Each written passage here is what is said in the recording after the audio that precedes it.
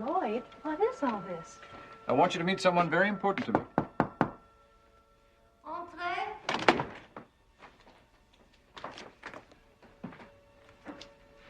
Thanks for walking me home. Oh, my pleasure.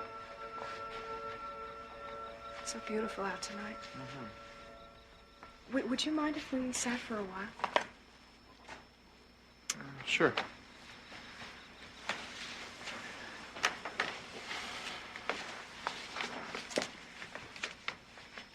You still seem awfully far away.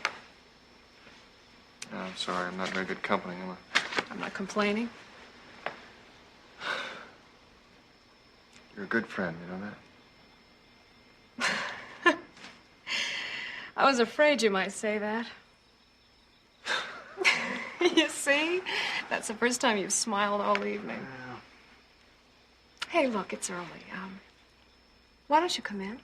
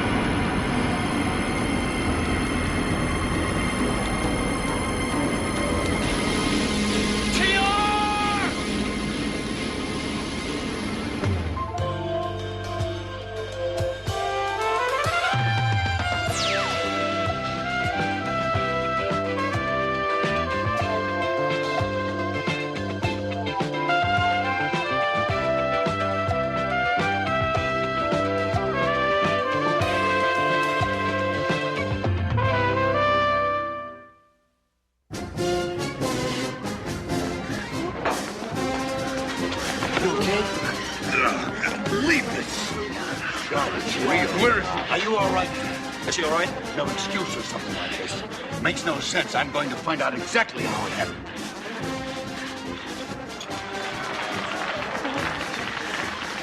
You're gonna be okay. I promise. Why would Uncle Oscar want to throw a real knife at me? All right. Come on.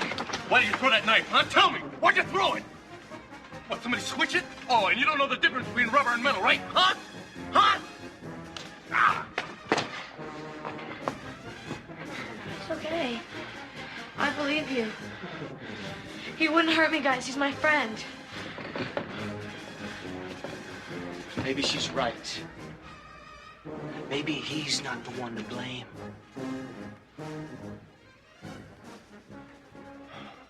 Well, thanks, Sonny, but some other time. Well, just for a minute. I could make us a cup of coffee. or No, something. another time. Okay? Oh, I get it. You can't wait to get home and burn some of the midnight oil writing.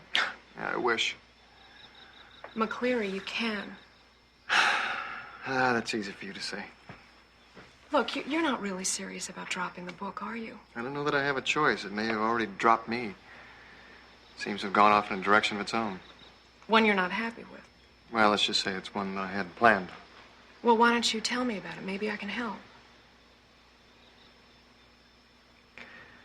Well, it has to do with the heroine. She's driving me crazy. I'm trying to write one thing, and she's taking off for parts unknown with the wrong guy. Sounds to me like she's got a mind of her own. And your book is writing itself, so why don't you just go with it and stop fighting? Because I can't. I mean, it wouldn't be as good if I did it that way. Somehow I feel like I'm losing control over it. You know, the last time you were feeling depressed about this book, you gave me some of it to read. You said it helped you. This really matters to you, doesn't it? Yes, it does. Why? Because you're good. It's good, Hogan. It's too precious to throw away. When you find something that's really, really right, you've got to stick with it. Even when things get rough, like they are now. Well, if this thing ever gets off the ground, it's because you had something to do with it. Well, that wouldn't be so bad, would it? Nope, not at all. You're pretty terrific. Yeah. Yeah, I'm a terrific friend. Well, I'm also a terrific editor. So why don't you let me have a crack at it? I don't know, maybe it's not the right time for this particular book. I think I might just put it on the back shelf and work on something else for a while. McCleary, you're not fooling me for a minute. It's not the book, and you know it. Maybe. You have hit a snag with this thing because of your personal life. Now, don't look so surprised. I figured it out a long time ago. Sonny, this Look, has I nothing... know what you're going to say. And you're right. It is none of my business, but I'm going to say it anyway. You can't go on living the way you are and expect to get any writing done. I mean, look at you. You're living in the middle of the hustle and bustle of a big family, right? And you escape that by working the night shift at Biggs. Do you really wonder why you're so frustrated? Well, what you need is a place of your own. Yeah, I couldn't agree with you more, but I just can't afford it. I know that, but I think I have the perfect solution. My apartment.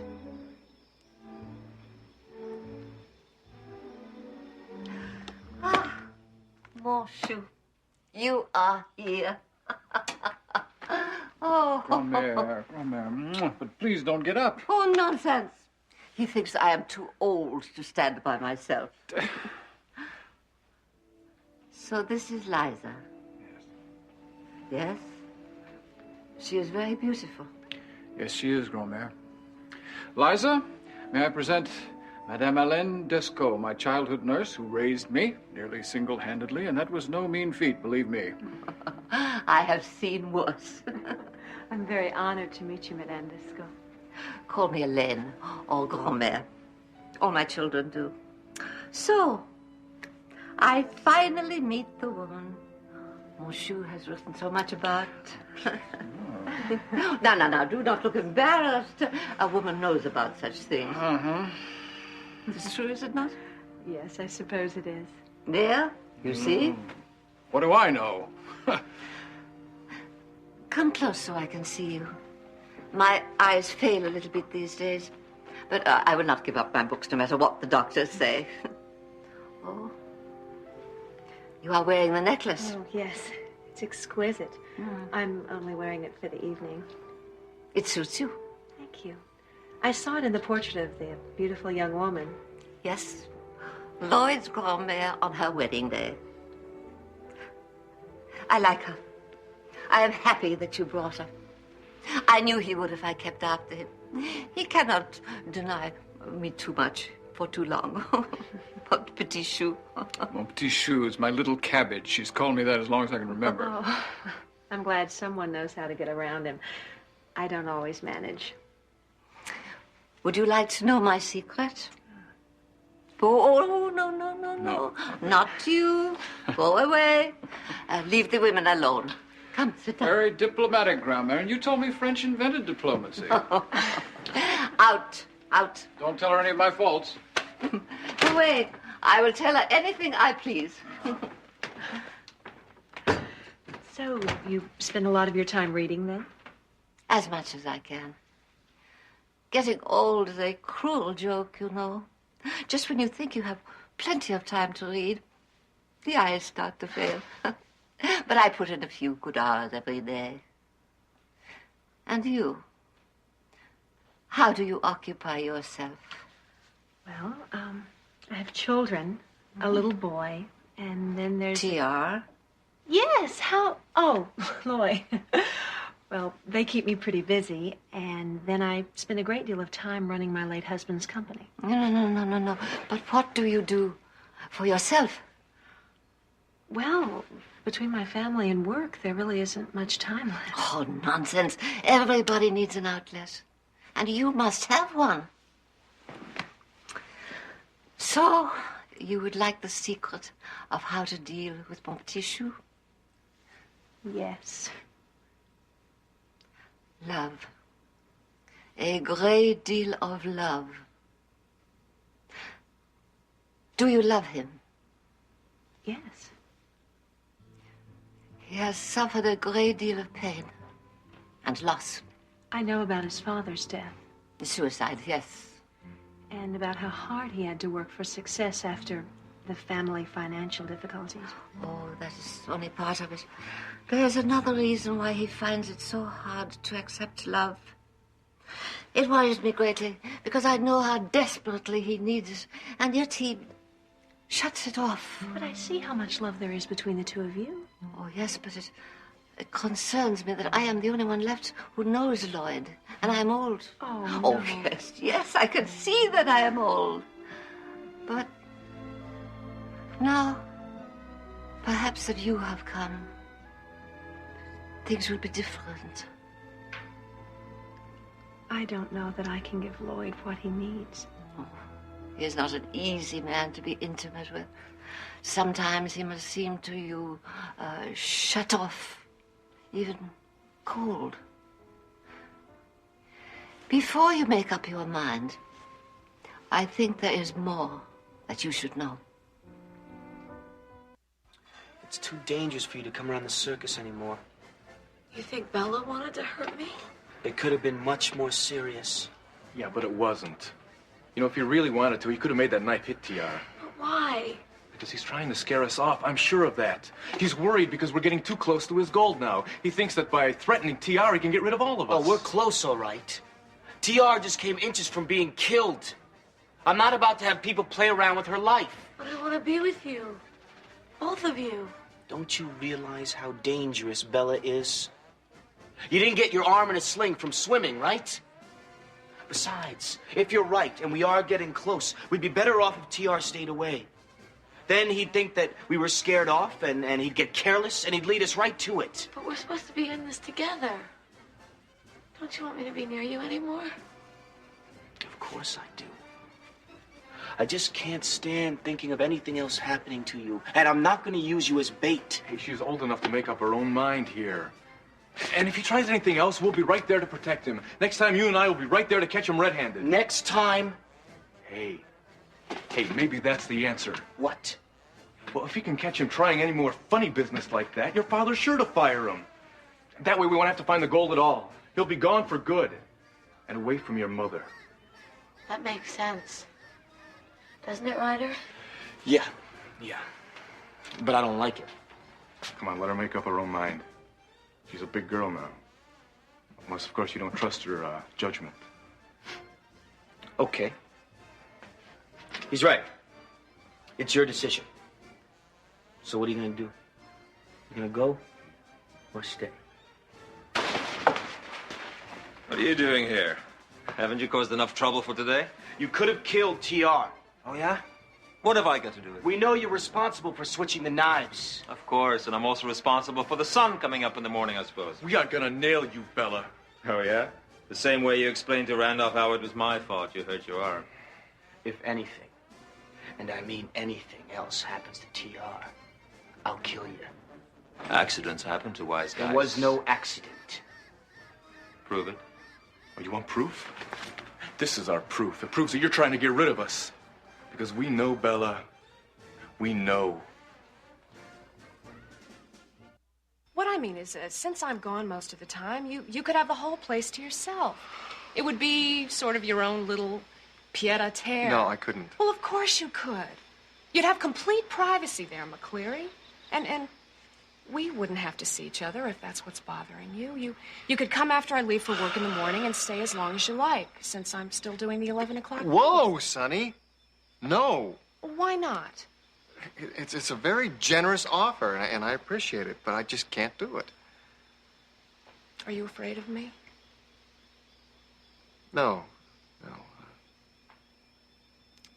But I am afraid of misunderstandings. Well, there wouldn't be any misunderstandings if we laid out the ground rules right from the beginning. Like what? Well, we're both mature adults. But more than that, we're friends. We know each other about as well as two people can, considering our past together. Yeah. Well, you see, that's the part that worries me. Look, I'm not going to lie to you. You're very important to me. And I know how awkward it can be for two people who've been as close as we are to be just friends, but it's worked so far, and I don't want to lose that. No, I don't either. Now, by all rights, you should hate me. Oh, believe me, I did for a while. What changed? Well, I figured I had two choices. I could either forget about you altogether and throw away everything we had, or I could hang on to the pieces that we could still share. Don't throw out the baby with the bathwater, huh? Yeah. I guess it's a little unrealistic to think that you're going to get whatever you want when you want it. I found out that accepting change was a lot easier and a lot more constructive in the long run. Trust me. Let me see your manuscript. How can I say no? You're always my most honest critic. Your objectivity is probably exactly what what it needs. I hope so. I'll take good care of it. You sure you won't change your mind about coming in? Some other time. Okay. Good night. Good night. Friend? Yeah, I care about you too, son.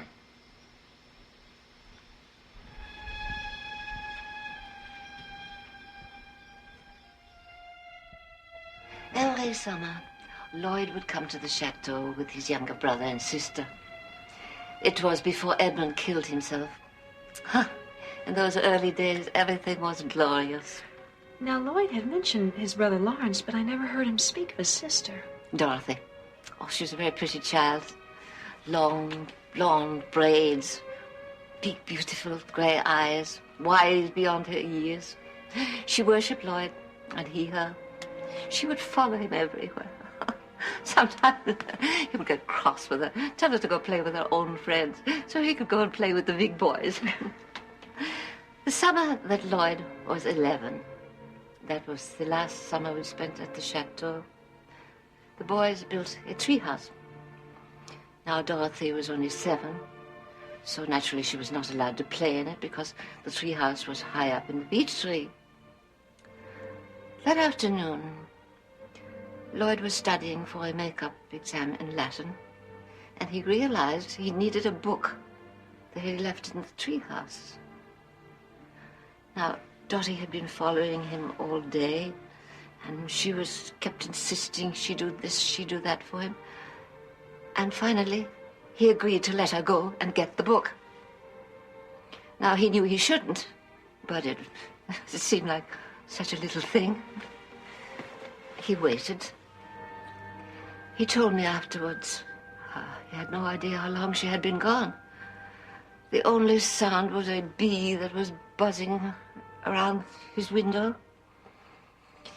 And then suddenly, the screams of the servants, getting louder and louder.